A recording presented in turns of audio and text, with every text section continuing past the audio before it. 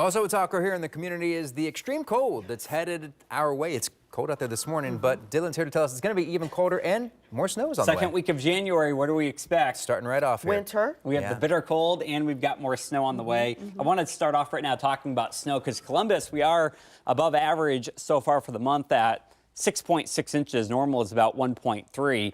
You know, and it's interesting when you look at the climatology of snowfall here, how much each town gets over an annual basis.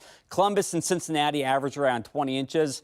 I think folks in Northeast Ohio probably laugh at us, all right, because they average over 100 inches up there towards Ashtabula as they get that lake effect coming in off of Lake Erie. And then as you head further south, obviously the average annual snowfall is quite a bit less, where we don't get that lake effect. Now, as we look at the snowiest towns in Ohio, look at this right here.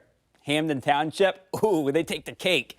149.2 inches. That's what they get in an average winter. Going down the list, North Kingsville gets about 133 inches. Geneva about 100 inches flat. So, you know, folks up there, luckily they haven't been getting as much lake effect, but man, they got so much back in November and early December. We do have some snowfall coming in, heading into your Friday afternoon. We're going to be looking at that coming in around 3 o'clock in the afternoon, ending by 11 o'clock. Quick 1 to 2 inches, just enough to maybe get out the shovels. Also just enough to make the roads slippery out there. An interesting setup, though, because we've got not one, we've got two areas of concern. We've got a cold front right here, and we've got an area of low pressure down towards Texas. These two are going to work in tandem with one another. You can see it right there. They kind of merge together. Folks in Texas, they go down south to escape the cold. Meanwhile, they're about to get plummeted with snow across northern Texas heading into tomorrow and going into the next 24 hours or so. But nonetheless, track it right there, the center of that low across the Gulf of Mexico. That's going to be traveling up the Tennessee River Valley. Tennessee could be looking at a ½ foot of snowfall. Atlanta could be looking at 1 to 3 inches. This is going to move off to the east. Friday, again, tomorrow evening, slick roads, a quick 1 to 2 inches as we kind of get grazed by that system. And then it moves on out of here. All right, so let's kind of recap this.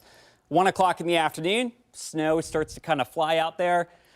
By 4:30, folks hitting the roadways coming home from work and after school activities, man, if you can get out of work maybe a little bit early tomorrow, I would, because you're going to want to leave work a little bit early as we're going to be looking at that snow flying out there.